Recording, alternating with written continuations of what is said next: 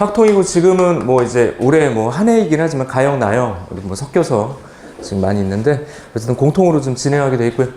오늘 이 시간 10시부터 우리 요건 70분간이죠. 80분간인가? 80분간이죠. 70분간인가? 예, 70분간. 나도 헷갈리네.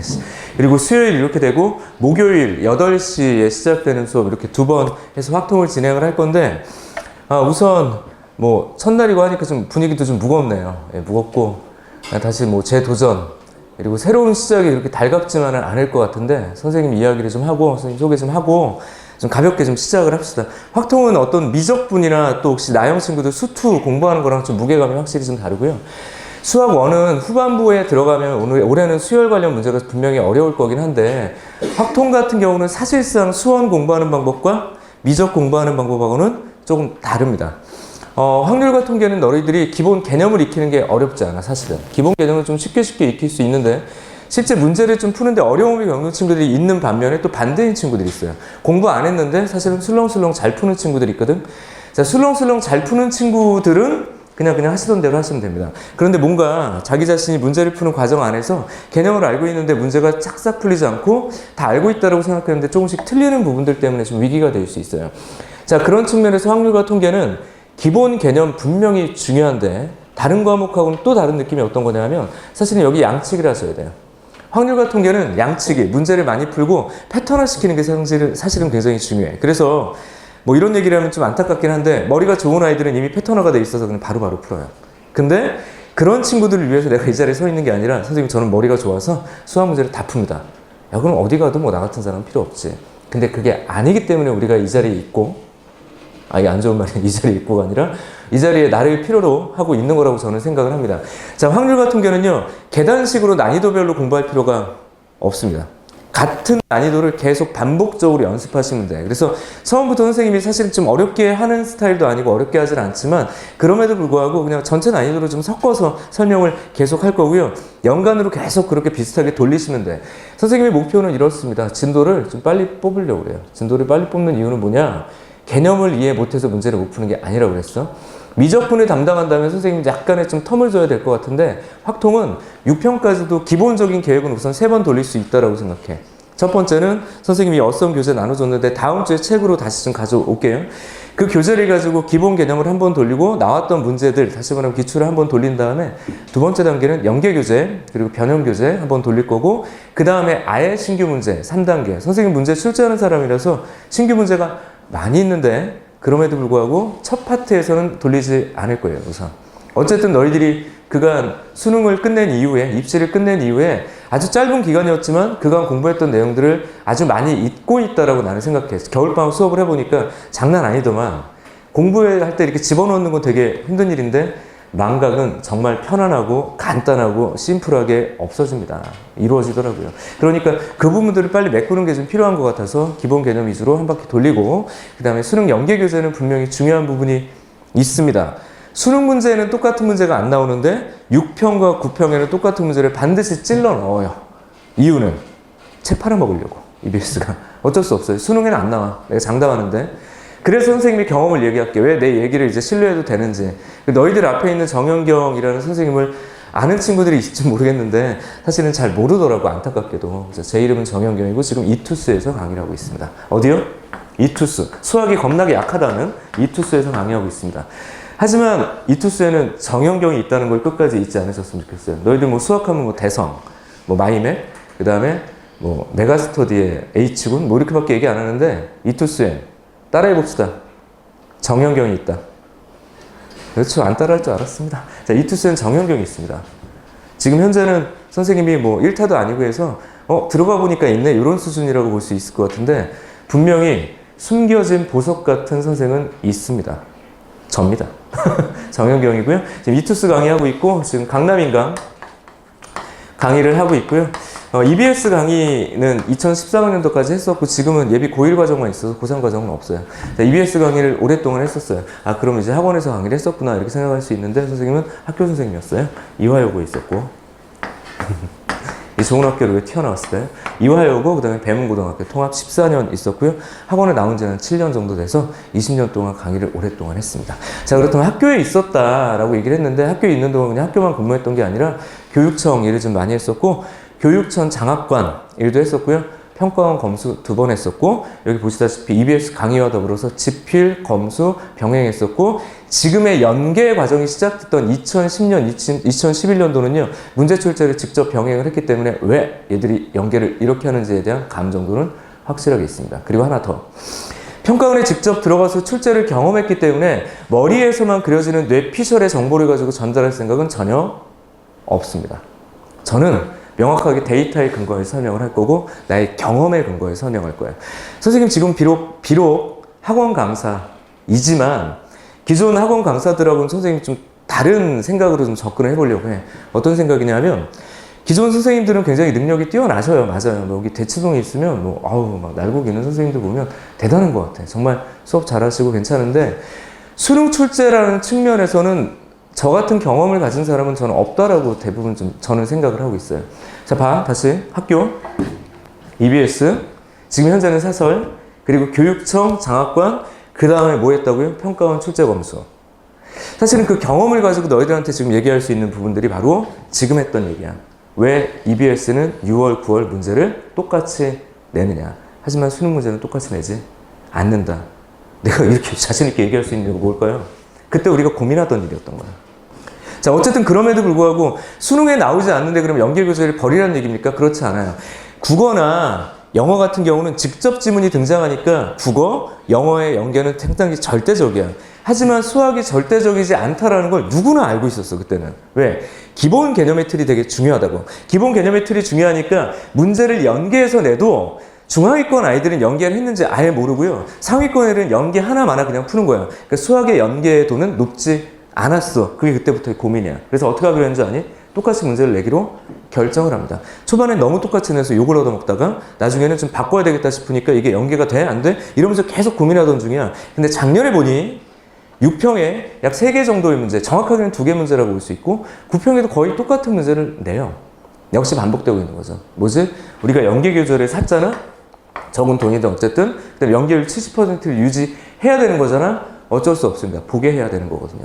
그래서 한두 문제는요, 명확하게 똑같이 내. 작년 기준으로는 중복조합 문제가 완벽하게 똑같았어요. 그냥 기억하면 풀 수 있는 형태의 문제. 조금 잔인하다 싶을 정도로 너무 똑같았어. 왜 내가 교재를 그냥 강의를 하니까, 오프라인에서도 강의를 하니까 좀 너무 심하다. 9평도 그런 느낌이 좀 있었고. 하지만 저는 알고 있어요. 수능엔 절대 그렇게 낼 수 없습니다. 국가 공인시험이기 때문에. 아무리 EBS 연계가 되던 말던 그건 안 된다고. EBS는 공기관이 아니에요. 사기관입니다. 사기관. 그죠? 준공기관의 역할을 하는 거기 때문에 결국엔 국가 공인시험에서 똑같은 문제를 내는 건 분명히 문제가 된다고. 낼 수 없어. 그럼에도 불구하고 버리고 갈 수도 없어. 그러니까 빨리 풀어야 되겠죠. 지금 현재 풀고 있는 친구들이 있을 것 같아서 선생님이 2번째 단계에서는요. 연계교재 수업을 지금 진행을 할 계획인데 어쨌든 그때 나가는 과제들 등등을 그냥 변형 자료를 드리도록 할 거예요. 어쨌든 단연간 누적됐던 여러 가지 교재들, 문제들이 있고 출제한 문제들이 있기 때문에 그때 이제 기출이 아닌 형태로서의 변형에 적응할 수 있게 해드릴 거고요. 어쨌든 그 단계가 끝나면 지금 얘기했듯이 연계에 크게 기댈 필요는 없다라는 게 수학 여러분들이 경험해봐서 알 거야. 그러니까 그 이후에는요, 그냥 자료 형식으로만 좀 나갈 거고, 그 3단계에서는 이제 신규 자료가 이제 등장을 하게 될 거예요. 새로운 문제들. 하지만 새롭다라고 얘기를 하지만 역시 연계 변형, 그냥 기출 변형 형태로 6평까지 3바퀴를 돌리는 게 목표인데, 이거는 선생님의 계획이에요. 자, 우선 수업을 진행을 해보고, 너희들이 어느 정도 잘 따라오고, 잘하느냐 못하느냐에 따라서 이게 3번 돌릴 수도 있고 이게 좀 더디다 싶으면 약간 우리는 좀 조절을 해야 될 필요가 있어요. 어쨌든 융통성 있게 가볼 겁니다. 그 다수의 학생들이 이제 받아들일 수 있는 방향으로. 어쨌든 계획은 6평 전에 3번 돌리겠다. 이런 얘기. 어쨌든 선생님이 지금 EBS 얘기도 했었고, 그 다음에 평가원 얘기도 했었는데, 저의 경험이고, 야, 너 그런 것도 했으니까 자랑하는 거야가 아니에요. 선생님, 자랑할 거 없습니다. 그냥 이건 경력을 얘기를 한 게 아니라, 선생님의 경험. 그리고 지금도 하고 있는 이 경험들. 이런 경험을 살려서 출제를 하고 있는 선생님의 지금의 노력들을 교실에서 쏟아내도록 할 거고, 어쨌든 수업을 듣는 많은 사람들이 이 수업에 대해서 후회 없이 그리고 만족감을 많이 가질 수 있도록 선생님 최선을 다해서 강의를 하도록 할게요. 단순하게 시간대로 이 자리에 온 거 아닙니다. 이 자리에 시간대로 온 선생님들도 계실 수도 있을 거예요. 그런 느낌을 받을 수도 있겠는데 1시라도 한 1분이라도 한 분이 아니라 1분이라도 그리고 한 명이라도 도움을 받을 수 있게 어쨌든 시간을 우리는 지금 여기서 보내고 있는 거니까 최선을 다하겠다라는 얘기를 하려고 합니다. 그리고 잊지 마시고 이투스엔 누가 있다고요? 우리가 아직은 어색해. 그래서 정현경이 있다라는 걸 꼭 잊지 않았으면 좋겠습니다. 뭐 차후차후에 선생님의 소개를 좀 쪼개서 지금 하는 걸로 하고요. 오늘은 그냥 개요. 어쨌든 제 이름은 정현경, 여자가 아니고 남자다라는 걸 꼭 기억을 하시고 꼭 기억하시고 세 번째입니다. 이투스엔 누가 있다고? 예, 끝까지 대답을 안 해요. 언젠가 대답을 하겠지. 어쨌든 그렇습니다. 까지 해서 제 소개, 전체적인 개요 이야기를 끝내도록 하고요. 여기 이따가 안내, 올해 이제 6평 전까지 어떻게 계획을 잡고 있고, 이제 확통의 주제가 뭔지 이런 것들하고, 그 다음에 너희들 개별적으로 이제 선생님이 지금 아마 여기 다 조사하셨겠지만 선생님 개별적으로 좀 이걸 다시 받도록 할 거예요. 우리가 수업을 뭐 한 타임 하고 30분 질문 답변 한다고 그러는데 내가 운영해보면 질문하러 잘 안 와요. 그래서 뭐 이상한 거만 질문해. 기출문제 풀다가 뭐 그럴 것 같아가지고 그 시간은 아마 질답 시간도 질답 시간인데 상담 시간을 활용할 수 있지 않을까. 선생님 좀 변형해서 쓸 거예요. 30분 중에 2번의 시간 중에 한 번은 선생님이 그냥 테스트를 볼 거예요. 어차피 질문하러 올해들은 정해져 있어. 내가 보니까. 내가 직접 찾아가지 않는 이상은 잘 안 오더라고. 선생님이 좀 약간 좀 생긴 것도 차갑고 쌀쌀맞아 보이는지 안 와요. 잘. 그래서 내가 그냥 테스트를 볼 거고 내가 찾아가려고. 테스트를 잘 본 친구들은 사실은 선생님 손이 오히려 많이 가지는 않는 것 같아요. 문제를 많이 던져주면 되니까. 근데 테스트가 좀 이렇게 들쭉날쭉하거나 뭐 이런 경우들에 대해서 내가 그냥 불러서 그냥 바로 질답을 활용할 거고, 그 다음에 아마 초반이기 때문에 학습 상담, 수학 상담 위주로 진행을 할 거니 우선 초반에는 자유롭게 오시면 될 것 같아요. 만약에 순번이 좀 밀리면 선생님이 순번을 좀 끊을게요. 이렇게. 그래서 질답보다는 초반에는 상담 위주로 좀 가도록 하려고 그래요. 그래서 그러기 위해서 내가 표를 먼저 거둘 거고, 그럼에도 불구하고 상담을 하거나 질문을 하라고 잘 안 올 가능성이 좀 있어. 아직은 어색하기 때문에. 그럼 내가 찾아가려고 이것들을 먼저 좀 조사하려고 합니다. 이따가 중간에 나눠줄 거니까 써서 내시면 돼요. 아셨지? 자, 다시 우리의 시간은 허투루 보내지 않을 거다. 수업을 하고 그 다음에 30분의 시간 중에 한 타임은 테스트를 볼 거고 한 타임은 질답 그 다음에 뭐 상담 시간으로 활용을 하게 될 거다. 이렇게 기억을 하시면 되겠습니다. 아셨죠? 그리고 내가 또 무슨 얘기하려고 그랬더라? 이 정도까지 얘기합시다. 어쨌든 나중에 나머지는 이제 문서로 보시면 될 거고요. 그리고 첫 시간이라서 선생님이 이걸 좀 준비했어요. 그리고 가끔씩 이런 걸 좀 준비해 올 거야. 교재는 책으로 나올 거고, 그 다음에 두 번째, 과제를 선생님이 내보낼 건데, 이 과제도 좀 간을 봐야 될 것 같아요. 선생님이 원래는 주간으로 한 뭐 100문제, 뭐 150문제 이렇게 던져주는데, 근데 이게 지금 수업이 계속 이렇게 같이 진행되는 거기 때문에, 선생님이 또 수학을 전담하고 있는 상태가 아니라서, 선생님 과제만 해라 라고 말할 수 없어요. 특히나 확통이 미적이나 수투에 비해서는 너희들의 관심이 조금 아래에 있는 거라는 거 좀 인정을 해서, 우선 이번 주는 선생님이 한 60, 70문제 정도로 좀 끊어보려고 그래요. 우선 첫 숙제는 한 35문제. 요거는 내일 드릴게요, 내일. 오늘 수업이 아주 진도가 많이 나갈 수는 없을 것 같아서 내일 드려서 일주일에 한 번 정도의 과제가 나갈 거다. 내일 나가는 과제는 우선 35문제만 좀 드려보도록 할게요. 분명히 시간이 좀 남을 거긴 한데 차츰 좀 늘려보는 거로. 기본 계획은 약 80문제에서 100문제 정도인데 다음 주에 너희들이 수행해 오는 거 좀 보고 질문하는 거 보고 좀 결정을 하려고 합니다. 그래서 과제가 우선 나갈 거야. 당분간의 과제는 우선 기출이에요. 뭐라고요?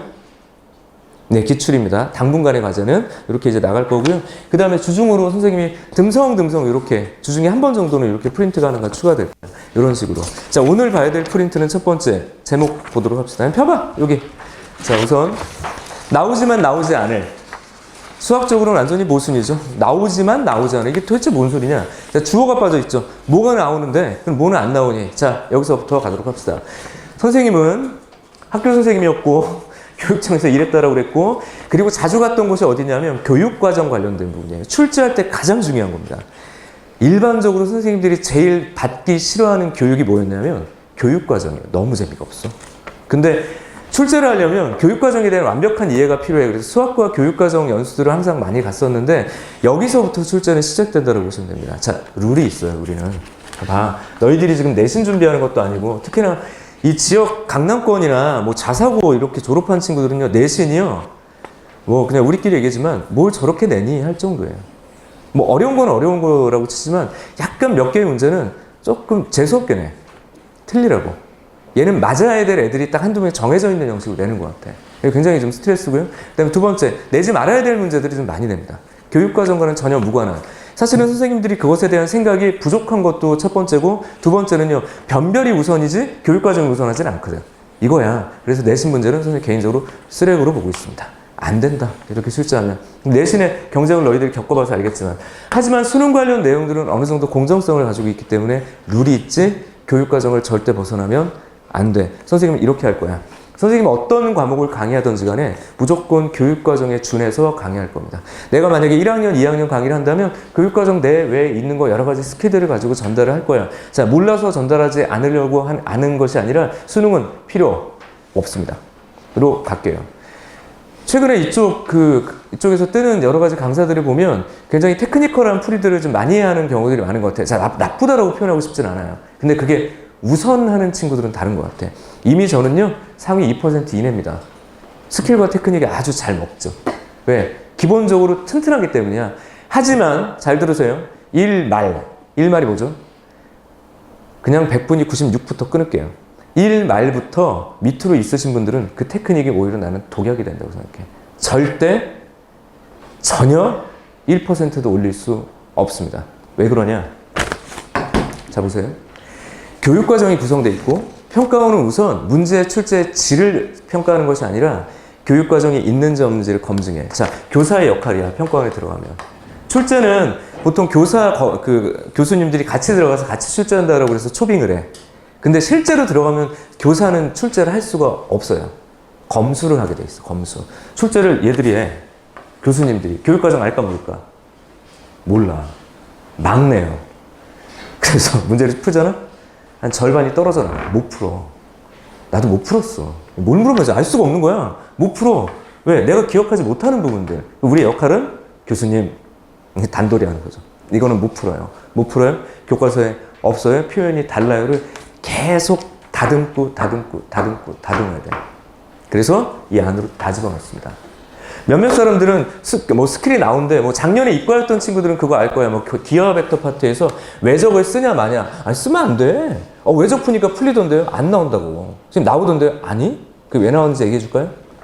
만약에 교과 내적인 풀이와 교과 외적인 풀이가 두 가지를 풀 수가 있어.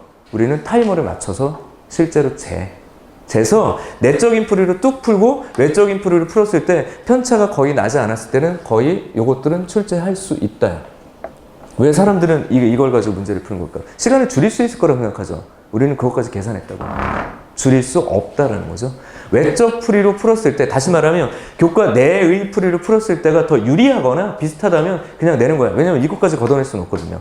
풀 수 있는 거지. 그러니까 사람들이 오해하는 거지. 아, 외적을 써도 되고, 편미분을 써도 되고, 로피타를 써도 되는구나 라고 생각을 하는 거야. 지금 얘기한 세 개가 대표적인 거죠. 할 필요 없습니다.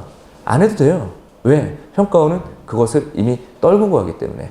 실수로 6평이나 9평에는요, 한두 개씩 던져지는 경우들이 있어. 실수이거나 약간 고민을 덜 했거나, 이 정도고요. 수능은 절대 그렇게 못 내요.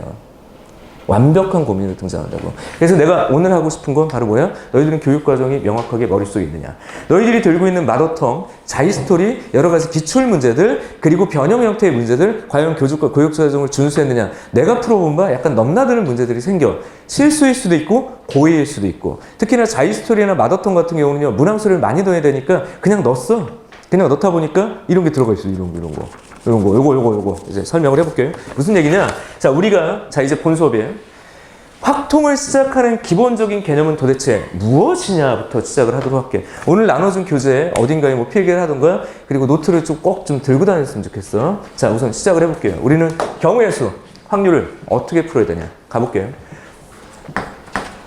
우리 수능을 생각하는 기본적으로 알고리즘이라는 표현을 쓰죠. 생각의 순서입니다.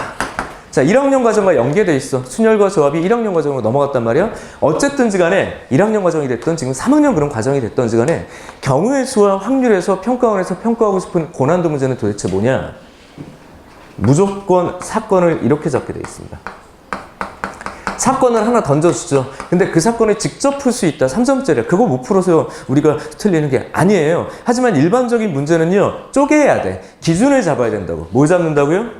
기준. 뭐 흰공이면 흰공, 검은공이면 검은공, 여자면 여자, 남자면 남자. 뭔가 기준이 있단 말이에요. 그 기준을 너희들이 읽을 수 있냐. 그 기준에 따라서 사건을 쪼갤 수 있냐부터 시작을 한다고. 무조건 분류하게 한다. 분류. 그 얘기는 무슨 말이에요? 내가 사건 A에 확률이 됐던 경우의 수도 물어볼 거야. 근데 어떤 특정 조건을 기준해서 얘가 A1 이거나 A2 이거나 A3 이거나 등등 많아봤자 한 3개 정도 쪼개진단 말이야. 쪼개야 된다고.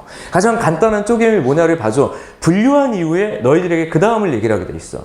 합의 법칙과 고배 법칙. 그렇게 배우죠. 합의 법칙 그 다음에 고배 법칙 이렇게 얘기하는데 선생님도 아는 건데 그러니까 한번 보자고. 자, A라는 녀석이 있다? 그럼 A라는 녀석이 있을 때 그 A라는 녀석이 어떻게 돼? 쪼개진다고. A1 이거나 A2 이거나 A3 이거나. 그래서 자연스럽게 집합의 사고방식을 섞는다. 이렇게 얘기가 되어져 있죠. 그 다음에 여기서도 두 가지 얘기를 해. 얘들아 미안한데 요거 그냥 2개를 쪼갤게. 뭐 굳이 3개까지 할 필요 없겠네요. 뭐 2개를 쪼개졌다 라고 얘기를 하겠습니다. 이렇게 쪼갰는데 사건을 분류했는데 무슨 생각을 하냐면 A1과 A2가 동시에 일어나느냐 일어나지 않느냐. 그래서 사건에서는 뭐라고 얘기를 해? 따라해보자. 배반.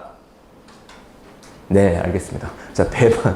예, 분위기가 별로 오전에 무슨 일 있었나? 앞 시간은 뭐였니 근데? 뭐였니 앞 시간? 국어였니?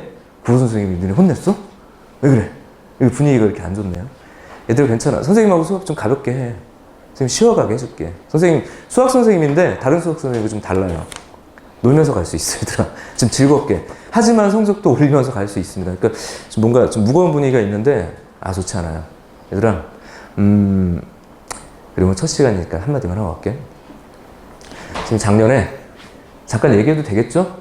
또 수업 안 하고 딴소리 5분 했다고 또 컴플레인 하지 마시고 5분만 얘기할게요. 작년에 선생님이 봤던 영화 중에 넘버 1은 기생충, 넘버 2 포드 대 페라리라는 영화가 있습니다. 포드 대 페라리. 포드 대 페라리. 야, 너희들은 뭐야? 무조건 페라리지. 뭔 포드야? 근데 이게 도대체 무슨 얘기인가 했더니 영화 본 사람. 선생님 인생 영화를 만났거든요. 많이 안 봤네. 그죠? 안 보셔도 될 만큼 설명해 드릴게. 1960년대 르망 레이싱이라는 대회가 있대요. 24시간 동안 그냥 트랙을 계속 도는 거야. 2명의 선수가 그냥 계속 돌아. 운전을 하는 거야. 시속 한 300에서 400 정도가 되는 그 속력을 견뎌내면서 24시간 동안 체력 그리고 기술력을 대결하는 그런 시합이 있대요. 거기에 항상 페라리가 우승을 하고 있었어. 페라리는 소량 생산을 하죠. 명품 생산을 하기 때문에 대부분 다 수작업. 근데 포드는 당시에 어떤 걸 했었지? 대량 생산. 그러니까 내구성은 떨어질 수밖에 없다고. 그러니까 그런 대회에서는 포드가 이길 수 없습니다. 자, 포드가 도전하기 시작해. 자, 그 이야기야. 포드가 페라리 한번 이겨보자 싶어가지고 레이싱 대회를 준비를 합니다. 거기에 주인공이 등장을 하는데 그 주인공, 그 친구는 차에 완전히 미쳐있는 친구예요. 결과적으로 그 대회에서, 자, 중간 생략이야. 우승을 해요. 뭐 한다고? 우승을 해. 야, 주인공이잖아. 영화고. 우승을 합니다. 반전이 있지. 우승을 했지만 얘랑 똑같아. 우승을 했지만 우승을 못해요. 뭔 소리야? 나오지만 나오지 않아 그랬죠? 우승을 했지만 우승을 하지 못한다고. 그 얘기는 얘는 최고의 기록으로 정말 1등으로 들어오는데 항상 적은 내부에 있죠. 내부의 적에 의해서 우승 트로피를 빼앗기게 되는 상황이 돼. 거기서 이제 선생님이 이 영화의 진가를 보게 됩니다. 자, 이 주인공은 이 대회를 준비하기 위해서 거의 모든 생활을 포기한 상태로 여기까지 왔어. 그리고 우승을 해. 완벽하게 자기 자신이 이 레이싱의 승자가 된 거야. 하지만 그걸 빼앗겼다고. 본인의 노력과 자기의 트로피를, 자기의 노력을 빼앗겼단 말이야. 근데 그 대사, 다음 대사. 우승을 빼앗긴 그 상태에서 보통 영화라면 어떻게 되겠어? 얘가 여기서 폭주해야 되겠죠. 화내고, 자동차로 막 들이받고 막 이러면서 액션 영화가 돼야 되는데 그렇지 않고 잔잔해져요, 갑자기. 되게 차분해져. 이 주인공이 자기 친구에게 하는 대사가 이런 대사가 있습니다. 뭐라고 얘기를 하냐면, 친구야, 네가 나에게 허락해 준 건 레이싱이지 우승컵이 아니야. 그러니 우리는 그 다음 대회를 준비하러 가자. 맥주나 한잔 하러 가자. 그러면서 이렇게 그냥 넘어가요. 난 약간 그 부분이 이해가 안 됐어. 자, 대사가 이렇게 돼 있습니다. 다시 봐. 네가 나에게 약속한 건 트로피가 아니야. 네가 나에게 약속한 건 이 레이싱 자체야. 그러니까 우린 다음 도전을 준비하자. 우승은 항상 할 수 있지. 이거였거든. 난 여기서 사람의 삶에 어떤 태도를 가져야 될지에 대해서 오늘 이야기를 할까 말까 고민하다 할게요. 너희들은 새롭게 도전을 준비하잖아. 절대, 잘 들어? 패배자의 마음으로 시작하시면 안 됩니다. 패배자의 마음으로 시작하면 돼. 내가 실패해서 이 자리에 있는 게 아니라 잘 생각해야 돼. 태도의 문제야. 나는 도전하려고 이 자리에 있는 거야. 나는 타협하지 않았으니까 이 자리에 있는 거라고. 타협하면 어떻게 되겠니? 적당히 갔겠죠. 요즘에 대학 못 가서 우리가 재수하니? 아, 못 가서 왔냐? 아니란 말이야. 어디든 가. 못 가서 온 애들 있나 본데? 어디든 간다고. 어머나, 미안해요. 어디든 가. 그런데 나는 나의 20대를 멋지게 만들려고 도전하는 거야. 패배자의 마음으로 이 자리에 있으면 연간으로 너희들은 계속 패배한 마음으로 지쳐서 지내야 된다고. 그건 내 수업을 듣든 어디서 수업을 듣든 어디에 학원에 갔든 그게 중요한 게 아니에요. 삶은 태도로 결정돼. 나는 패배했어. 나는 실패했어. 가 아니라 나는 올해 도전할 거야. 라는 생각으로 그 자리에 있어야 된다고. 왜 이 사람은 여기서 주인공이 됐을까? 우승을 해서? 아니, 저 사람은 여기서 우승을 했기 때문에 주인공이 아니야. 졌기 때문에 주인공이야. 그것도 멋지게 졌기 때문에. 멋지게 졌다라는 건 뭘까? 패배자의 마음으로 영화를 끝맺고 싶지 않다. 패배자의 마음으로, 왜? 다음 레이싱이 있거든. 다음 대회가 있거든. 오늘은 내가 1등을 못한 게 아니라 빼앗긴 거거든. 억울하죠. 근데 어쩔 거니? 결정은 났는데. 뭐야? 다음 이야기를 해야 돼. 그런 사람이 주인공인 거죠. 감독은 여기서 일부의 각색을 했겠지. 하지만 감독이 전하고 싶었던 얘기는 이거였던 것 같아요. 난 그래서 이걸 작년에 선생님의 인생 영화로 봐요. 그리고 이건 실화야. 실제 있었던 이야기래. 결과적으로 그 다음 때에 누가 우승을 할까? 역대 최초이자 마지막으로 포드가 우승을 합니다. 우승을 하게 된다고. 나 너희들한테 이렇게 얘기를 한다. 올해는 너희들에게 기회가 돼야지. 올해는 너희들한테 위기가 돼서는 안 된다. 두 번째, 올해는 패배의 마음으로 이 자리에 있어서는 절대 안 된다. 도전의 마음이어야 된다. 도전의 마음과 패배의 마음. 현실은 똑같을 수 있지만 결과는 분명히 달라집니다. 야, 니들 앞에 있는 이 정현경 선생님, 자 봐봐, 대치동에서 듣보야. 선생님 되게 유명했던 사람이거든. 열심히 하고 노력하고 진짜 대단했던 사람이야. 근데 지금 듣보야. 이투스에서도 이렇게 내려가야 보여. 이렇게 한참 봐도 여기 있었네? 이렇게 된다고. 근데 선생님 되게 지금 명랑하게 수업하잖아. 내가 패배자의 마음으로 여기 와 있을까요? 아유, 뭐 선생님 지금 단과 수업도 하고 있어요. 이강학원에서. 단과에서 이강학원에서 뭔가 개설하는 것도 쉽지 않아. 이쪽에서는. 대치해서 어느 정도 모수를 가지고 개설 자체가 쉽지가 않다고. 근데 내가 누구는 뭐 300명 데리고 있고 나는 뭐 30명밖에 없어가지고 내가 슬플 것 같니? 아니? 왜 내 인생을 얘들하고 비교해? 그럴 필요 없거든. 선생님은 지금 이걸 하고 있는 거야. 나의 삶의 레이싱을 하고 있다고. 뭐 열심히. 그게 어떤 자리였던지 간에. 그게 맞는 거야. 내가 300명을 갖지 못하고 내가 1타가 아니라서 나는 불행해야 되냐고. 아니. 태도는 사람의 삶을 만들고요. 태도는 나의 결과를 만든다고 생각해. 내가 이 자리에 그냥 머물고 있고 만약에 이 자리에 있는 것으로 뭔가 만족하거나 아니면 패배자, 아니 이 정도면 됐지라고 생각한다면 굳이 내가 강의할 필요가 없는 거 아니냐 이거야. 자, 다시 갑시다. 너희들 무거운 마음도 있고 좀 어색해서 지금 그런 것 같아요. 야, 나는 명랑한데 쟤 왜 이렇게 어둡게 얘기해? 라고 얘기할 수 있긴 하겠지만 마음 한켠에 있는 조금만큼의 어두운 부분이라도 걷어내고 시작하는 게 맞다라는 거야. 그게 여기든 아니면 다른 학원이든 아니면 혼자 공부를 하든 어디를 가든지 간에 그렇게 태도를 가진 사람이 결과적으로 갖게 돼 있습니다. 트로피를. 트로피만이 목표인 사람은 결국엔 모든 것이 난 불행해진다고 생각해. 우리 학원 가도요. 트로피만 목적인 사람들이 있어. 1타만 되고 싶은 거야. 되지도 못하고요. 결국엔 자기를 괴롭히다 끝나는 걸 너무나도 많이 봤어. 이 경쟁 시대에. 결국엔 트로피를 가질 사람은 정해져 있다면 이 과정이라도 즐기는 것이 맞다고. 그리고 즐기는 사람들이. 이게 즐긴다라는 게 희희낙낙 놀라는 얘기가 아니야. 이 안에서 느껴지는 이 고통스러운 순간들을 내가 받아들일 수 있을 만큼의 용기가 있는 사람들이 이 시간에 즐기는 거라고요. 두렵지만 이 안에서 이 시간을 완벽하게 나의 것을 만들고 싶다라는 용기, 의지. 그게 이 시간을 멋지게 만들 거라고. 그러니까 힘내시고,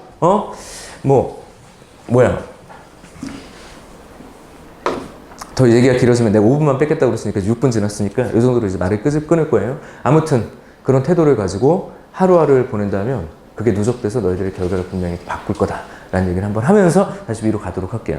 다음 시간에 좀 대답을 좀 잘해줬으면 좋겠어, 얘들아. 자, 가볼게. 자, 우선 그렇다면 얘는 배반인가 배반이 아닌가로 구별되는 겁니다. 자, 배반이면 어떤 일이 벌어져? 그냥 얘네들의 경우의 수는 사실은 집합의 원소의 개수랑 똑같기 때문에 이렇게 쓸 거 아니야. 너는 더 하겠다고. 일반적으로 이렇게 끝나죠. 보통의 문제들은 이렇게 끝나죠.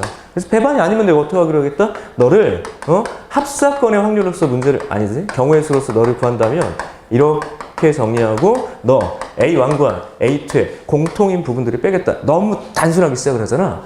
맞죠? 그런데 이제 잠깐만 밑으로 가볼게요. 우리가 보통 고배 법칙을 얘기를 할 때 지금처럼 더하겠다, 뭐 빼겠다 이런 관점으로 이제 설명을 하는 것 같고 얘는 곱하겠다로 결정되는데 맞아. 그냥 이고 그리고 이달에 연속적으로 뭐 동시에 그러면 곱하는 게 맞아. 하지만 수학적으로는 얘는 다른 얘기를 하고 있습니다. 바로 뭐냐면 잘 봐봐. 분류를 했더니 잘 들어. 분류를 했더니 배반이면서 이 사건 각각이 대등성의 원리를 가지고 있을 때라고 표현이 돼 있어요. 대학책에. 야, 뭔 소리 이게? 쪼갰다고? 근데 배반이야. 배반인데 각각이 대등할 때 쓰는 게 고배 법칙이라고 하고서 간단한 예를 들어볼게. 태도가 모든 걸 결정한다고 그랬고 문제풀이도 마찬가지고 확통도 마찬가지야. 니들이 공식을 몰라서 문제를 못 푸는 게 아니란 말이야. 얘가 뭐냐? 선생님이 오늘 아침에도 오면서 좀 고민했어. 무슨 고민을 했냐면 애들 오늘 첫날인데 내가 옷을 깔끔하게 입고 가야 되는데 옷장을 열어보니까 옷이 별로 없어요. 위에 옷이 빨간색, 파란색, 노란색 3개가 있단 말이야. 아래 옷을 보니까 역시 남자는 백바지죠. 바지 2개 이렇게 있어. 빨간 바지 이렇게 있고. 자, 그러면 난 이걸 가지고 월화수목금토 코디는 해결할 수 있다고. 당연하지. 3 곱하기 2니까. 맞니? 그쵸? 그런데 우리가 보통 3 곱하기 2, 곱2라고 얘기를 하지만 얘는 그게 아니란 말이야. 뭐가 아닌데. 내가 만약에 뭐 다 이해하겠지만 좀 쉽게 갈게. 기준을 잡을 건데 기준을 어쨌든 위에 옷이지. 상의를 기준으로 잡았다. 그럼 내가 만약에 빨간색을 골랐어? 그럼 빨간색을 입거나 파란색을 입거나 노란색을 입거나겠죠. 거나 분류했다고. 그러면 그렇게 입었을 때 내가 바지가 흰색이거나 빨간색이거나 이렇게 되고 얘도 대등하고 대등하죠. 원래는 2 더하기 2 더하기 2잖아. 맞지? 그런데 그걸 뭐라고 쓴 거야? 야, 2가 똑같아. 그래서 2 곱하기 3이라고 쓴 걸 대부분 설명을 안 하고 넘어가지. 책에서는. 이렇게 볼 수도 있고 어떻게 비교할 수 있어? 내가 기준을 상위가 아니라 만약에 하위로 하겠다. 자, 그러면 이 문제는 이렇게 푼 게 잘못된 거죠. 왜 그럴까요? 기준을 설정해서 분류하는 걸 얼마나 심플하게 할 거냐를 결정하는 게 최초라고. 그게 사점의 시작인 거란 말이야. 나는 그냥 쪼갤 거라고. 하위를 기준으로 쪼갤 거야. 그럼 어떻게 돼? 내가 흰 바지를 입거나 빨간 바지를 입거나 잡았더니 얘는 3가지의 상위 선택이 있더라. 그럼 얘는 뭐예요? 3 곱하기 2지. 교환 법칙 성립하니까 같은 거 아니야. 둘 다 좋은 풀이지만 뭐가 문제라고요? 이렇게 풀어야 된다고. 맞아? 자, 다시 가볼게. 고배 법칙은 결국 그냥 곱한다라는 기본 행동 불분명히 중요하고 그렇게 써먹을 거예요. 근데 그 녀석은 덧셈의 성질에 의해서 연결된 거야. 이걸 잘 쓰는 게 중요하고요. 이걸 활용하는 게 대부분 뭐 수영도에서도 그렇고 아니면 경우에서 고난도 문제에서도 일일이 분류해놓고 하나하나 셀 필요가 없다라는 걸 누가 직관적으로 판단하느냐에 따라서 시간을 줄일 수 있게 되는 거죠. 이게 너희들이 책에 쓰여져 있는 1학년 내용이야. 기준을 설정해서 분류해서 합의 법칙과 고배 법칙만 잘 쓰면 된다고. 거기에 이제 공식들이 끼어 들어가지. 거기에 끼어 들어가는 공식이 뭐예요? 순열 그리고 조합인 거야. 그런데 순열 한번 가볼게요. 첫 번째 이제 순열 이야기. 1학년 거 복습을 하면서 가는 거예요. 순열은 NPR이라고 얘기를 합니다. 서로 다른 N개에서 R개를 골라서 배열하겠대. 그래서 얘를 그냥 쓰는데 순열은 조심. 공식 의존도가 높지 않다. 다시 말하면 공식에 의존할 필요가 없다. 얘는 갑니다. 고배 법칙의 활용일 뿐이야. 이걸 쓰는 순간 너희들은 내신 문제를 풀고 있는 거라고요. 얘는 그냥 N 하나 빼고 N-1 하나 빼고 N-1 뽕뽕뽕뽕뽕 해서 이렇게 쓰여졌잖아. N-알파로. 이게 뭔데? 고배 법칙이에요. 고배 법칙. 그러니까 실제 문제에서는 얘 공식 기호조차도 사실은 큰 의미가 없어. 자, 다시 봐봐. 뭔가를 뽑았어. 그것들을 배치하거나 뭔가를 뽑은 이후에 그것들을 구별하는 모든 상황은 그냥 고배 법칙의 활용인 거야. 결국은 자연스럽게 곱할 수 있느냐 이렇게 가는 거죠. 본질적으로. 맞아? 그런 상태였고 이 순열에서 NPN이라는 독특한 애가 있었죠. 그냥 자체를 배열하거나 구별한다. 얘를 N 팩토리얼이라고 하는데 니네 경험을 잘 생각해봐. 이 녀석은 공식의 의존도가 상당히 높아요. 아니 얘 높지 않다며. 아니 얘는 높아. 그러니까 자체 배치는 공식 자체를 그냥 써먹지만 얘는 공식을 써먹는 게 아니라 그냥 고백 법칙. 선생님은 문제풀이 할 때 아마 거의 얘는 얘기 안 할 거예요. 그냥 곱하고 넘어간단 말이야. 근데 문제는 얘는 공식 의존도가 높아요. 활용을 직접 해야 된다는 얘기였죠. 맞아? 그런 상태야. 그래서 너 팩토리얼을 새롭게 정의한 이후에야 얘를 쓸 수 있었죠. 뭐 n 팩토리얼, n 마이너스 뭐 r 팩토리얼이라고 쓰더라. 그럼 이 녀석은 공식 의존도가 높지 않다라고 그랬는데 왜 쓴 거냐? 조합 설명하려고 그냥 배운 거야. 그러니까 그냥 수련 얘기는 여기서 끝내야 돼. 조합 얘기할 거야? 네. 조합 얘기하겠습니다. 조합. 잘 들어. 조합은 공식 의존도가 높습니다. 자, 흐름 다시 알려드릴게요. 기준 설정에서 분류해서 합할 건지 그리고 곱할 건지를 결정한 이후에 쓸 수 있는 공식은 두 가지만 우선 연결하라고. 팩토리얼과 조합 그리고 우리가 배우는 거. 팩토리얼과 조합이라고. 자, N, C, R이라고 얘기했죠. 사실은 사고의 흐름은 이렇게 가야 돼. 조합을 배워야 순열 얘기를 할 수 있어 원래. 그렇지 않나요? 얘 왜? 잘 봐. N, P, R이란 도대체 뭐냐? 서로 다른 N개에서 R개를 고르고 그리고 잇따라 연속적으로 고백 법칙. 그 고른 녀석을 뭐 배치한다고. 이게 또다시 생각의 순서가 되죠. 이게 뭔 소리야? 무조건 고르고 배치야. 그러니까 어떤 방식으로 고르냐? 중복조합으로 고를 거냐? 조합으로 고를 거냐? 그럼 이 문제는 안 나오겠죠. 과정에서 벗어났으니까. 중복조합으로 고르고 혹은 같은 것을 포함하는 순열조차도 고르고 이후에 배치라고. 이게 생각의 순서야. 따라해보자. 고르고. 알았어. 배치. 그러니까 바로 공식을 쓰인다고. 뭐 조합이 필요하고. 그 다음에 얘 직순열이 필요하고. 이렇게 생각을 정리했을 거라고. 아무튼지 간에 NCR은 그래서 어떻게 표현되는 거냐면 R 팩토리얼 분의 NPR이다. 그래서 계산의 방법이나 공식의 모양이나 모든 것들을 다 기억을 해야 되겠죠. N 팩토리얼, N-R 팩토리얼, R 팩토리얼. 그리고 세부적인 공식들 좀 정리해 볼게요. 내가 얘는 뭐 굳이 뭐 다른 공식들을 쓰고 있진 않지만 조합은 얘에게서 파생된 모든 공식을 무조건 암기한다. 그러니까 얘랑 용도가 좀 달라. 얘는 그냥 다 갖다 써야 돼. 오른쪽으로 와서 공식들을 좀 다시 정리를 해보면 조합 공식이 뭐가 있었는지 복습 좀 할게요. NC 1이다. 그럼 얼마나 그냥 N이야. 서로 다른 N에서 하나 고르면 끝나는 거니까. 맞죠? 그 다음 두 번째 NC 빵이다. 원칙적으로 의미는 없어요. 원래는. 야, 서로 다른 N개에서 아무것도 고르지 않으면 경우의 수에서 아무것도 없는 거라고 볼 수 있게 하긴 했지만 아니 이걸 1로 보기로 약속을 하죠. 이런 얘기지. 오늘 우리 40명 중에서 교실 청소 1명과 화장실 청소 1명을 내가 선택을 할게. 그럼 순열이죠. 맞아? 그런데 내가 이 40명 중에서 오늘 여기 정리할 사람 2명을 고를게 라고 얘기한다면 그건 조합이죠. 그런데 얘들아 오늘은 청소 없어. 이것도 하나의 사건이라고. 이것도 하나의 사건이라고. 청소 없어. 그래서 1로 보겠지. 그다음 하나 더 NC N이다. 이렇게 본다면 얘는 얼마야? 그냥 이거 1이야. 그리고 여기서 중요했던 게 대칭성이죠. NC R과 NC, N-R 이 대칭성이 사실은 조합에서 제일 중요하지. 자, 얘는 특징이 뭐냐면 너와 너를 두 개를 더한 게 얘가 되면 되는 거야. 그래서 뭐 내신 볼 때 이런 거 많이 나오잖아요. 7, C, 뭐 R이 있고 7, C, 뭐 3이 있어. 이게 4다. 뭐 이렇게. 됐죠? 뭐 이 정도까지는 그냥 기억합시다. 이렇게 얘기를 할 수가 있겠고요.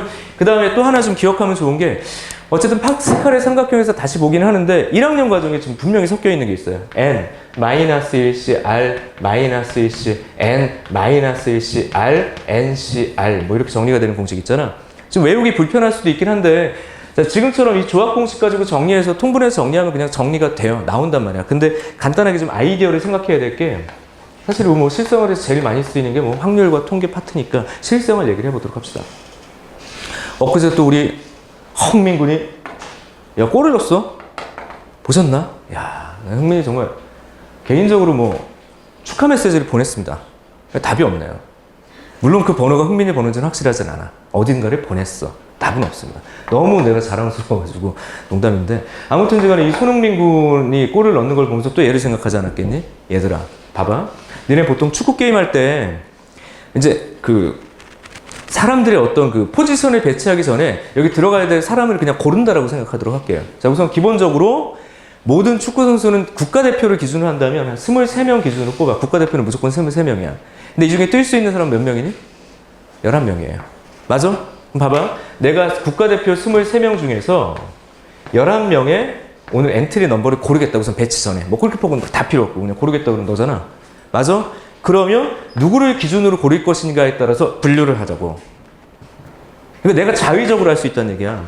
하나의 사건을 쪼개볼 수 있다고. 누굴 기준으로 할 것이냐. 내가 지금 얘기했죠. 누구? 흥민이가 있고 흥민이와 22명이 있는 거야. 그렇잖아. 대표 선수 딱 흥민이 빼고 나머지 떨거지. 뭐 이렇게 될 거 아니야. 맞아요? 그럼 흥민이 22명이 있어. 그럼 나는 오늘 이렇게 결정하는 거죠. 이렇거나 저렇거나. 뭘까요? 흥민이를 넣거나 넣지 않거나. 이게 분류죠. 내가 너를 자, 흥민이를 반드시 오늘 넣겠다. 라고 한다면 흥민이를 제외한 22명 중에서 몇 명만 고르면 돼? 10명만 고르거나. 맞아? 나 흥민이 무조건 넣을 거야. 이거잖아. 나 오늘 흥민이 못 넣겠는데? 이거야. 야, 얘 상태 안 좋아. 빼. 그럼 뭐야? 22명 중에서 그 얘기 아니야. 서로 다른 N명에서 R명을 고를 때 특정 한 명을 반드시 포함시키거나 시키지 않거나 서로 배반이니까 더했죠. 내 말 맞니? 이거는 순열에도 공식이 있지만 다시 한번 얘기할게요. 순열의 공식 의존도는 높지 않아. 하지만 조합은 공식 의존도가 높아서 여기저기서 써먹을 수밖에 없어서 외우셔야 된다고. 아셨지? 이 정도까지 얘기합시다. 그리고 이 조합 공식은 계속 진행되죠. 이항 정리 파트의 목표로 가도록 할게요. 이항 정리는 결국엔 첫 번째, 특정 전개식의 특정 개수를 찾는 게 첫 번째 문제고, 두 번째는 조합의 성질의 확장함이라는 목표를 가지고 있죠. 그 뒤에 붙지, 뭐 하키스틱의 원리 등등이. 그거는 나중에 연결해서 가도록 할게요. 여기까지가 수능 알고리즘이라고 얘기했어. 그러면 봐봐. 어떤 공식을 끼워 넣느냐보다 가장 중요한 건 이거야. 내가 어떤 태도로 사건을 쪼개서 볼 거냐. 4점짜리는 다 그렇다고요. 그러면 이제 요 프린트로 이제 넘어가서, 그러면 야, 너 아까 네가 뭐 나오고 안 나오고 그렇게 얘기했잖아. 다 받았죠? 여기 보면 나오지만 나오지 않으리라고 표현했던 게 뭐냐면, 이건 절대 나오지 않아요. 이거 1학년 문제야. 근데 기출문제집들에 있다고.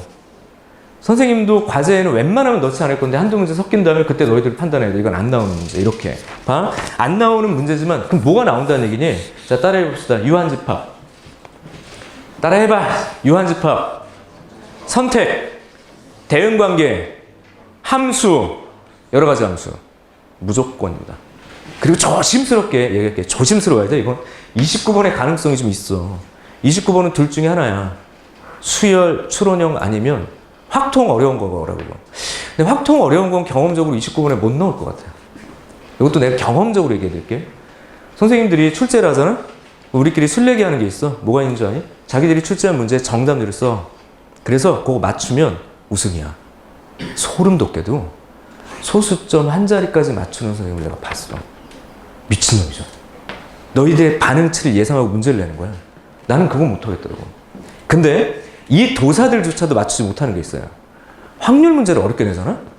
그럼 1등급도 틀리고 5등급도 틀리는데 균등 비율. 1등급도 한 20%가 날아가고 5등급도 한 30%. 보통은요, 미적분 문제는 딱 내는 순간 이것은 등급 결정이 딱 돼요. 이건 던져놓으면 소위 말하는 극성위권 아이들은 한 60% 정도 맞을 거야. 그리고 3등급 이하부터는 거의 0이라고 봐야 돼. 이런 식으로 출제를 한다고. 30번이나 29번이. 확률은 그게 안 돼. 공부 잘하는 애들도 같이 무너지고, 그러니까 뭐가 무너지는지 알아? 자기들이 기대했던 전체 통계치가 무너져요. 그럼 뭐야? 등급 극간이 어지러워져. 그래서 되게 부담스러워요. 경우의 수와 확률, 킬러 문제가 나오지 못했던 이유. 그럼 아예 틀릴 거면 확 틀리게 내던가 이거죠. 그럼 괜찮아. 같이 틀릴 거니까. 상관없어. 확률이 뭐 통계가 선생님 30번 문제에서 확률이나 경우의 수 문제가 나오면 어떡합니까? 괜찮다고. 이거 지금 틀리라고 내는 걸 거고 같이 무너질 거예요. 근데 애매하게 29번에 준 킬러 위치다.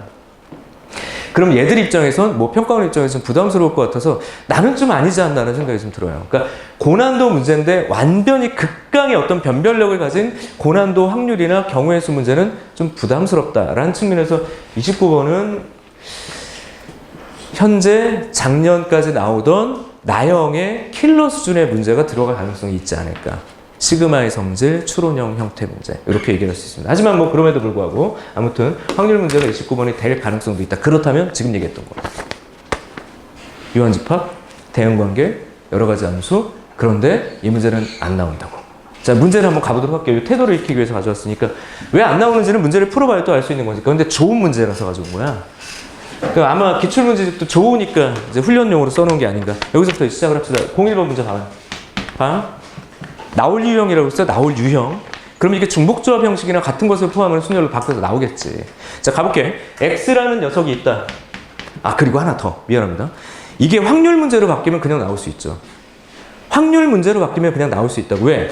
순열과 조합은 1학년 거지만 순열 조합을 활용한 확률은 우리 거야. 내 말 이해됐죠? 그러니까 나오지만 나오지 않으리라고 표현한 거라고요. 자, 아무튼 X라는 집합이 있다. 1, 2, 3, 4, 5, 6, 6개의 원소가 있는데 이 녀석을 X에서 X로 가는 함수 fx가 다음 조건을 만족시킨대. 자, 어떤 조건을 만족시킨다고 그랬니? fx는 밑줄 그어라. 1대1 대응이다 라고 얘기를 했어요.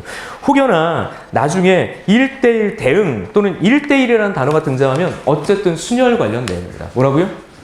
어쨌든 무슨 내용이라고? 순열 관련 내용일 거야. 잠깐만, 이거 페이지가 잠깐만요. 순열 관련 내용일 것이다. 가조건 다시 가볼게요. 가조건 fx는 1대1 대응이다. 근데 1대1 대응 이렇게 얘기를 했다면 얘는 팩토리얼의 가능성이 좀 높다 정도는 기억하고 있어야 돼, 지금은. 근데 넘어가요. 왜? 나조건이 뭔지 모르니까. 나조건이 킬링 포인트죠, 사실은. 1보다 크거나 같고 n이 2보다 작거나 같을 때 이때 f, 2n 이렇게 주어져 있고 작다. fn 이렇게 되어져 있고 여기 f3n 이렇게 있잖아. 자, 그때 첫 번째도 함정인 게 얘를 왜 굳이 부등식으로 줬을까요? 왜 굳이 부등식으로 줬을까? 문제를 제대로 읽고 있는지를 보고 싶었던 거야. 얘들아, 정의역은 그냥 자연수야. 맞아? 여기가 그냥 자연수가 돼야 되니까 얘들은 그냥 자연수야. 일부러 그렇게 준 거죠. 한번 삐끗하라고. n이 1이고 n이 2인 거밖에 없다고. 그럼 뭐 해야 돼? 대입하겠지. 맞아? 그 대입하면 돼요. 그럼 F2는 F1보다 작다. 이렇게. F3. 자, 지금 교육과정이라면 여기에 등호가 들어간 형태로 내는 게 타당하지 않겠니? 그러면 중복? 조합이 된다고. 그냥 이 상태라면 그냥 조합 형식입니다. 왜냐하면 2가 대응되는 값과 1이 대응되는 값과 3이 대응되는 값의 크기가 이미 결정됐기 때문에 문제를 푸는 우리 입장에서는 제대로 배치하거나 구별할 필요가 없어. 그냥 공역에서 고르면 끝나죠. 그러니까 얘는 어떤 아이디어를 가지고 있다? 조합. 얘는 어떤 아이디어를 가지고 있다? 팩토리얼. 그럼 그게 연합될 때는 어떻게 될 거냐? 아직은 모르지. 그거 좀 봐야죠. 그럼 밑으로 가볼게. 얘네가 다 2 집어넣어봐. 그럼 F4야. 그럼 얘 얼마야? F2야. 얘는 F6이야. 이렇게 돼 있다고. 아, 이런 크기 관계를 가지고 있구나. 그런데 애매하겠죠. 얘 1번도 있고, 2번도 있고, 3번도 있고, 4번도 있고, 5번이 없어요. 그치? 5번이 없네. 얘를 도대체 어떻게 써야 될까? 이렇게 가도록 할게요. 5번이 없어. 봐봐. 얘는 지금 보니까 여기에 2가 있고, 여기에 2가 있어서 좀 명확한 건 있네요. 두 개를 연합할 때. F4 이렇게 쓸 수 있겠고. 그렇잖아? 그럼 F4, F2 이렇게 쓸 수는 있겠죠. 맞아? F4, F2. 근데 이제 문제가 F6하고 F1하고 F3이 어떤 크기 관계를 가지고 있는 거예요, 도대체? 그거죠. F1하고 F3하고 F... 여기서부터 쓰기가 좀 불편하잖아. 한꺼번에 모일 수 있어, 없어? 없습니다. 이렇게 이제 물음표를 갖는 거죠. 자, 이게 몇 점이야? 4점이야. 몇 점? 4점이라고? 그럼 너희들한테 요구하는 태도는 딱 하나야. 뭔가 기준이 있겠고 쪼개야겠지. 그거 찾으라고. 뭘 어떻게 쪼갤 건데? 자, 우선 봐봐. 얘는 두 개니까 두 개가 크기 관계가 있고 얘는 혼자 떨어져 있잖아. 그러니까 요게 많이 있고 얘가 조금이니까 F6을 좀 나중에 생각하는 게 어떨까? 뭔 소린데? 자, 봐. F4, F2가 있고요. 내가 F6이 어디 들어갈지 모르겠지만 F2는 분명히 F6보다 작아. 근데 그 F6이 따라가 볼게요. F1보다 큰지 작은지 F3보다 큰지 작은지 모르니까 이 문제는 거기서 쪼개면 되죠. 기준은 F6이지 우선. 내 말 맞니? 맞을 거야. 봐. 그럼 여기 F1 여기 F3 이래서 이야기를 하는 거죠. F6은 도대체 어디로 가야 되냐. 갈게요. 이쪽으로 가거나 이쪽으로 가거나. 너 너무 단순하지. 뭐 얘들아 쉬운 문제니까 그냥 가볍게 들어. 세 번째 이렇게 이쪽으로 가겠죠. 기준은 너야. 그냥 그것만 결정하면 돼. 얘가 뭘 물어봤느냐가 중요한 게 아니야. 그러니까 이런 사고의 방식은 나오는 게 맞는 거야. 아, 그래요? 그럼 F6 여기 있다. 그럼 우선 첫 번째 문제니까 그냥 자세히 좀 써볼게. 조금 지루할 수는 있겠지만 그냥 들어. 얘들아. F2. 후다다닥 달리면서 풀지는 않을게요. 그럼 여기가 F6이 들어갈 수 있냐 이거야. 여기 들어갈 수 있어. 조건 맞냐 이거야. 맞다고 지금 이 상태는 F6. 근데 문제가 또 있죠. 그래도 4점이잖아. 야, F5는 어디로 가야 돼? 이런 얘기죠. 얘들은 이미 결정돼 있어요. 1, 2, 3, 4. 미안. 오른쪽으로 갈게. 칸이 좀 모자르네요. 그렇죠. 지워. 1. 야, 우리 몇 시까지지? 헉?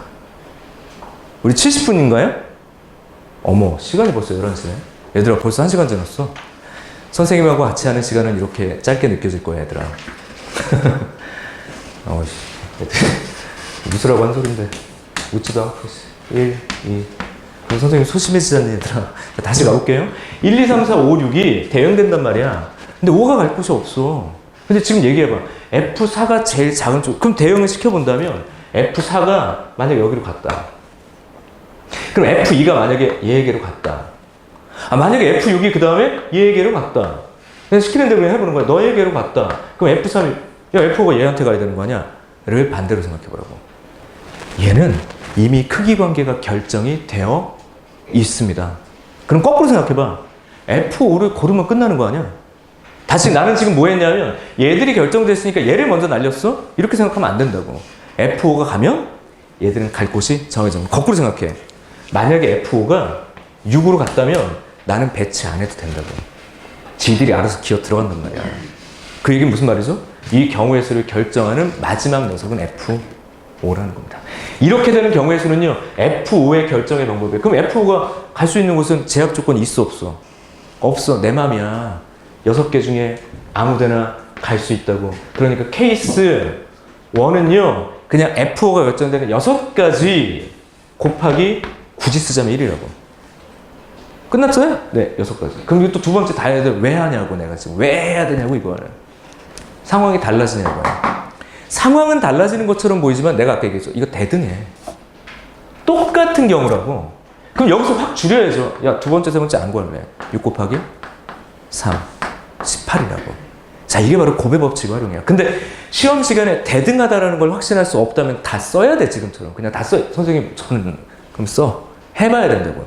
확률 문제, 4점짜리 문제는 시간을 벌려고 하지 마시고요. 시간을 벌어놓고 푸는 게 차라리 나아. 시간을 벌 수 있는 문제들은 오히려 미적분 문제, 중간 난도 4점짜리는요, 알고리즘이 결정됐으니까 퉁 영역적으로 치고 들어가면 돼. 근데 얘는 확신이 서지 않으면 일일이 나열해야 된다고. 알았죠? 시간을 버리더라도 벌어놓고 문제를 푸는 게 맞다. 근데 이 방식들이 좀 익숙하다면 시험 시간에도 확신을 가지고 시간을 줄일 수 있다고. 그래서 왜? 나오지만 나오지 않으니까. 이 내용 영역은 나올 수가 없어. 이거 1학년 거잖아. 합의 법칙, 고배 법칙이에요. 굳이 하자면 조합 정도밖에 안 쓰였어. 하지만 뭐가 나온다고? 형식적으로 지금과 같은 이런 함수 대응 관계 문제와 분류 형태의 문제는 무조건 연습해야 되는 거 맞아. 그런 차원에서 기출 문제들이 이를 넣어놓지 않았을까라는 생각이 좀 드네요. 넘어갑시다. 꿈보다는 해몽이지 어쨌든. 두 번째 문제도 가볼까요? 두 번째 문제. 이거 정답률이 한 25%인가 나왔던 걸로 기억해 내가. 이거 언제 문제였는지 보면 2016년이니까 꽤 오래돼서 그때는 그때 아이들보다 매년 학생들이 좀 문제를 잘 푸는 경향이 있어서 지금 나온다면 그 정도의 정답률은 아닐 것 같긴 한데 아무튼 두 번째 문제도 한번 가볼게요. 이거 지울게요. 선생님이 해설지를 써놓지 않아서 일부 내용들은 좀 필기를 해놓고 넘어가셔야 돼요. 내가 왜 줄일 수 있었는지. 자, 넘어갑시다. 스텝 2. 두 번째 문제 갈까요? 두 번째 문제. 야, 오늘 본 내용을 들어갈 수가 없겠네. 자, X가 있습니다. X라는 집합이 있는데 X가 뭐라고 되어 있냐면 마삼, 마이, 마이너스 1, 2, 3이래. 여기 0이 없어서 문제가 그래도 괜찮은 거야. 0이 있으면 난리 나요, 이거. 자, 이렇게 됐을 때 x에서 x로의 함수 fx는 다음 조건을 만족시킨다. 가조건 가볼게요. 뭐라고 돼 있냐면 x의 모든 원소에 대해서 야, 여기서부터 얘는 킬링 파티야, 그냥. 뭔 개소리야, 이렇게 되는 거죠, 시험 시간에. 저 어쩌자는 거야. 뭘 어쩌자는 거야, 모르겠어, 지금. 모르는 게 맞다고 문제 읽을 때. 그러면 나머지 조건과 어떤 방식으로 얘들이 연결되는지를 봐야 됩니다. 조건의 연결고리 찾기. 그래야 행동을 결정하죠. 나 조건 가볼게요. 야, 모르겠다 이거야. 물론 이 문제를 어딘가 봐서 기억에 의존해서 안다라고 생각하는 친구들이 있겠는데 혹시나 선생님이 이제 당분간은 기출을 볼 거니까 이거 알아. 답도 알아. 그렇게 문제를 보지 말고요. 백지 상태로 문제를 접근해줬으면 좋겠어. 나 이거 문제를 몰라. 어차피 모르는 게 나온다고 나중에. 모르는데 이 문제를 어떻게 내가 쪼개는지. 그러니까 경험이 아니라 지금 새롭게 문제를 그냥 이렇게 받아들였으면 좋겠다는 얘기 좀 할게요. 기억에서 좀 지우라고 지금. 아무튼 이래.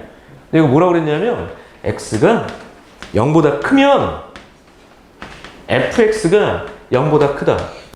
여기서 문제를 좀 꼼꼼하게 풀어본 친구들은 알 거야. 아니면 성적이 좋은 친구들은 여기 0이 들어가면 문제가 좀 복잡하긴 했겠구나. 여기 등호 들어가면서.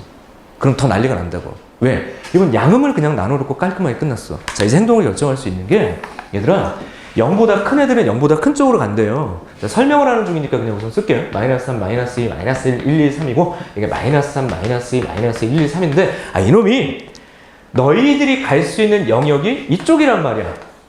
근데 얘들이 이리로 간다고. 맞아? 야, 그러면 음수 애들은 어떻게 될 거니? 그러니까 얘들 결정하는 거죠. 양수가 양수 범위로 가니까 그럼 얘들은 어떻게 할 거냐고. 네가 결정할 거야. 관계 이야기라고 했죠. 그럼 어떻게 해야 돼? 구체적으로 대입 정리하는 게 맞다고. 구체적으로 대입 정리하는 게 맞다고. 그러니까 그 다음 행동이 뭐가 돼야 되니? 이렇게 가야 되겠죠. 양수인 것 중에 뭐부터 할 거야? 차례대로 1. 그러니까 F1이 어떻게 될 거야를 생각을 해야죠. 여기서부터 쪼개가야지. F1이 갈 수 있는 곳은 1. 이거나 2. 이거나 3이라고. 이 세 개가 대등할까? 몰라요, 이건. 모르지, 이렇게 엉켜 있는데. 그럼 어떻게 해야 돼? F1이 1. 이거나 F1이 2. 똑바로 써. 2. 이거나 F1이 3. 이거나로 나눠야지. 분류. 너무 당연한 행동 아니야? 시키는 대로 하는 거니까. 이걸 눈으로 이렇게 읽으면서 풀어? 천재. 그런 천재는 제 수업을 들으시면 안 되죠. 나는 천재가 아니거든. 어쨌든 간에 가. F1이 1이야. 그럼 얘를 어떻게 쓸 거냐? 뭐 행동의 방식은 여러 가지가 있지만 뭐 F 잠깐만 X에다가 F 그러니까 양수가 결정되면 음수 이야기를 할 수 있어. 플러스 마이너스 이렇게 되는 거니까. 됐죠? 잠깐만 이게 자꾸 하울링이 나네. 지금 목소리가 깊게 들어가나 보다. 하나, 둘, 자 가볼게요. F1이 1이다 라고 얘기를 했을 때 F의 마이너스 1이 결정할 수 있다고. 마이크랑 잘 안 맞나 보네요. 아무튼 이렇게 마이너스 X는 이게 마이너스 FX 플러스 시키는 대로 하라고. 뭔데 그게? 너는 F1에서 이거 지금 이렇게 넘어온 거 다 괜찮겠죠? 이거 그냥 절대값 벗긴 거니까. 맞아? 그럼 경우의 수가 둘이겠네. 그걸 모르지. 대등한지 모른다고 내가 분명히 얘기했다고. 확인해야 된다고. 그러면 F1이 1이라고 그랬으니까 얘는 1 더하기 1하니까 2가 될 수 있고 1 빼기 1이니까 0이 없다는 얘기죠 지금. 그러니까 F-1은 이때 2로 결정되는 거야. 얘는 맞죠? 그럼 얘도 한 가지고 얘도 한 가지. 내가 그거 모른다고 그랬잖아요. 얘는. 아까와는 완전히 다르지. 그러니까 시키는 대로 해보면 이제는 조금 이제 속력을 붙이거나 빨리빨리 풀 수 있겠죠. 너의 마이너스 1은 그냥 2에서 플러스 마이너스 1을 할 거니까 네가 3이거나 1이니까 얘 두 가지가 다 되잖아. 맞나요? 그죠? 야, 음수로 가라는 법이 없구만. 이렇게 되는 거라고. 잘 썼니, 근데? F-1 이렇게 되겠다? 3. 플러스 마이너스 1일 거니까 얘는 어떻게 돼? 4이거나 2인데, 4가 있나? 없죠? 맞지? 지금처럼 쓸 수 있잖아. 지금 맞나요? 잘 썼어? 어쨌든 연산은 이래. 그래서 보니까 얘는 한 가지. 얘는 두 가지? 얘는, 뭐 잘못 쓴 것 같은데. 야, 잘못 썼구나. 미안해. 이거 이항하니까 마이너스여야 되죠? 실수했습니다. 다시 가볼게요. 이항하니까 마이너스에 여기 마이너스 3인 거예요. 어쨌든 부호가 이상하다 했네. 다시 갈게. 마이너스 2, 마이너스 플러스 1하니까 마이너스 1이고요. 마이너스 2, 마이너스 1하니까 마이너스 음수로 가는 게 맞구나. 하나 더 마이너스 1 플러스 1하니까 마이너스 3 플러스 1하니까 마이너스 2고요. 마이너스 4는 없잖아. 그러니까 이렇게 된다고. 이건 잘 쓴 거 맞죠? 됐죠? 그럼 너 한 가지, 두 가지, 한 가지니까 얘는 네 가지. 이게 뭘까요? F1과 F-1의 순서상을 결정하는 방법이라고. 함수값을. 야, 그러면 잠깐 이거 언제까지 해야 돼? 이렇게 되면 뭐 도대체 언제까지 해야 되는 거야, 이거? 근데 봐라. 잘 보셔야 돼. 또 여기서 확 날려야지. 뭐 날릴 거냐면, 야, 그럼 2가 가는 것에 대한 제약 조건이 다르냐고, 지금. 이건 같은 거잖아.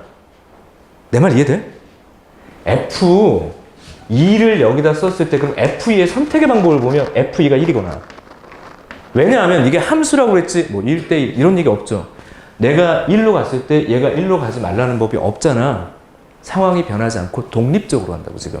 2가 되는 게. 그럼 너도 2, 너도 그러면 여기서 느껴야죠. 이게 이 안에 숫자가 2로 바뀌었을 뿐 대응되는 값들은 똑같겠나요? 얘는 몇 가지인 거야? 네 가지. 근데 뭐가 네 가지냐면 F2에 의해서 F-2가 결정되는 방식들이 네 가지이겠구나. 같은 방식으로 F에다가 3을 집어넣었을 때도 이것도 똑같은 경우겠구나. 그럼 F3과 F-3이 서로 간에 대응되는 관계는 네 가지를 만들 수 있겠구나. 그 다음에 여기서 뭘 할 거냐고? 더 할 거냐고? 아니죠. 이거나가 아니잖아. 이거. 대응시키고. 곱할 건지 합할 건지만 결정하라고. 끝. 444. 맞아? 정답률 떨어질 만한 부분들이 분명 있어요. 왜냐하면 첫 번째 독해가 있는 거지. 첫 번째 독해. 얘를 도대체 어떻게 할 거냐. 그러면 고난도 확률과 경우의 수 문제는 좀 더 구체적으로 추론할 필요가 있다. 직접 대응시킨다. 근데 이 문제를 풀기 위해서 가장 중요한 킬포인트는 이거라고. 그냥 사건을 기준에 의해서 쪼갠다. 대등성의 원리가 통하느냐 통하지 않느냐를 눈으로 확인하는 게 필요하다. 그럼 얘는 지금 대등한 거예요. 4개가. 그리고 곱한다. 얘는 그냥 곱하는 거죠. 대응시키고 대응시키는 거니까. 어쨌든 또 단답형이다 보니 정답률이 상당히 떨어졌던 문제. 되게 의미 있는 문제였던 것 같아요. 그러나 안 나오죠. 왜? 호배 법칙이 아니고 하배 법칙, 고배 법칙. 그러니까 나올 리가 없다. 아마 출제가 좀 변형된다면 어딘가 등호 하나가 들어가는 형식으로 만들어서 중복조합까지는 가능한 부분들이 있어요. 그래서 나오지만 나오지 않을 문제라고 얘기한 거야. 자, 아무튼 넘어가요. 두 번째 문제였고요. 세 번째 문제로 마무리하도록 합시다. 세 번째 문제 봐요. 이것도 되게 잘 낸 문제. 하여튼 그놈의 마더텅 자이스토리에 그냥 쑥쑥 쑤셔놓은 문제. 나 같으면 뺐지. 나 같으면 뺐어. 이런 이유 때문에. 세 번째. 그래서 오늘은 1학년 복습과정이라고 보는 게 좀 좋겠어. 태도 결정. 자, 보자. 1, 2, 3, 4. 알았어. 1, 2, 3, 4. 로의 함수 중에서 다음 조건을 만족시키는 함수 f의 개수를 구해라. 그래서 다음 조건을 만족시키는 함수 f의 개수를 구해라. 발표. 조심스럽게 예측하겠습니다. 올해는 나오지 않을까. 합성함수 유한집합이요. 이게 생각보다 많이 틀리더라고. 하나 좀 메모를 해놓으셨으면 좋겠는 게 역시 나오지 않을 문제 2017년 11월에 봤던 2018학년도예요. 11월 나영. 선생님 저 가영인데요. 나영 같이 풀어. 21번. 와, 난 이거 소름 돋았습니다. 그냥 합성함수의 기본 개념 가지고 애들을 올킬 시켜버렸어. 이게 정답률이 17%. 나 오늘 넣을까 말까 고민하다가 그거 얘기하면 너희들이 날 좀 싫어할 것 같아서 너무 어려워요. 싫어할 것 같아서 안 가져왔어. 나중에 기회 됐다 합시다. 17%야? 아유, 잘 맞았네. 이렇게 생각하는 친구도 있겠는데, 야, 이거 객관식이야? 객관식의 기본 기대값이 얼마니? 확률 5분의 1이에요. 기대 확률이 5분의 1이라고. 20%가 기본 정답률이야. 그러니까 객관식 정답률이 50% 나왔다. 20% 깎고 시작해야 돼. 그렇지 않나요? 근데 17%면 무슨 일이 벌어진 거야? 밑으로 깎아먹었죠. 알고 푼 애들이 0명이구나. 이 생각을 할 수밖에 없어요. 알고 푼 애들이 0명이구나. 정말 어렵거든? 근데 물어본 게 뭔 줄 알아? 그냥 1학년 과정에서의 합성함수를 제대로 이해하고 있어요. 딱 요수 중에서. 그래서 되게 소름 돋았어. 기본 개념만으로 우리를 올킬할 수 있구나. 다시 한번 가볼게요. 평가하면 만만하게 보지 마. 얘를 보면서 나도 이제 강의도 어느 정도 무르익고 그래서 이제 평가원 문제 이러고 있을 즈음이었거든요. 충격받았어요. 쟤들은 역시 쟤들이구나. 평가원은 무서운 집단입니다. 내가 가본 결과 지독한 집단이야. 약간 병적 증상을 가진 사람도 있어요. 편집증. 좀 약간 가까이 하기 힘든 교수님도 되게 계셨고 무서운 사람들. 교과과정 안에서 올킬. 교과과정 내에서 너희들이 자유롭게 움직일 수 있는가? 이거 연관으로 계속 고민하셔야 돼요. 모든 단원에서. 아무튼 지금 그 문제 꼭 메모하시고 나중에 기회 되면 꼭 풀어보시는 걸로. 자, 우선 요거 정리하고 가도록 합시다. 1, 2, 3, 4에서 요거까지 한번 풀고 끝낼게요. 1, 2, 3, 4에서 1, 2, 3, 4로 10분까지 맞지, 우리 수업. 그죠? 10분 하고 그 다음에 질답 30분. 됐죠? 5분 더 해도 상관없지. 자, 갈게. 1, 2, 3, 4, 1, 2, 3, 4. 함수 중에서 다음 조건을 만족시키는 함수 f의 개수를 구해라. f의 치역의 원소 동그라미요. 그냥 f의 치역의 원소 두 개다. 그냥 조합 개념이 여기서 쓰이는 거죠. 4개의 원소 중에 치역이 될 수 있는 건 2개밖에 없어. 그러니까 f의 치역으로서는 그냥 가능한 녀석은 2개야. 그러니까 이건 조합 개념이야. 1학년 거네. 그다음 두 번째, 합성함수의 치역의 원소 주의합니다. 자, 봐요. 합성함수 별거 아니라고 무시하지 마. 네. 결국 킬러는 합성이야. 1, 2, 나랑 미적을 해야 되는 건데. 어쨌든 1, 2, 3, 4, 1, 2, 3, 4. 야, 그러면 얘가 지금 예를 들면 뭐 이렇게. 자, 조건 맞습니까? 그냥 막 날린 건데. 맞니? 그죠? 가조건 맞잖아, 이게 지금. 두 번째 합성이라는 게 뭐냐 하면 연쇄 법칙이라고. 이제 연결됐을 때 그럼 너도 이렇게 가고 얘도 이렇게 가니까 결과적으로 합성의 치역은 1밖에 없는 거예요. 합성이라는 게 뭐야? 너의 집합에서 얘의 집합으로 대응되는 거야, 그냥. 중간에 매개를 해서. 내 말 맞습니까? 그러니까 1, 2, 3, 4가 1로 간 거니까 이거 조건 맞는 거라고. 이런 경우의 수를 찾으래. 그러면 누가 봐도 우선 가조건은요, 좀 자연스럽게 로직화할 수 있는 게, 야, 4개에서 치역이 될 수 있는 걸 2개를 골라야 시작되는 게 맞다. 고 잇따라 연속적으로. 니들이 알고 있는 자연스러운 곱일 거야. 나조건에 맞춰서. 나조건이 문제라니까? 나조건? 나조건이 뭐예요? 합성함수의 치역이 하나다. 합성함수의 치역이 하나다. 이렇게 일일이 구할래? 이렇게? 아니라는 거죠. 자, 봐. 1, 2, 3, 4.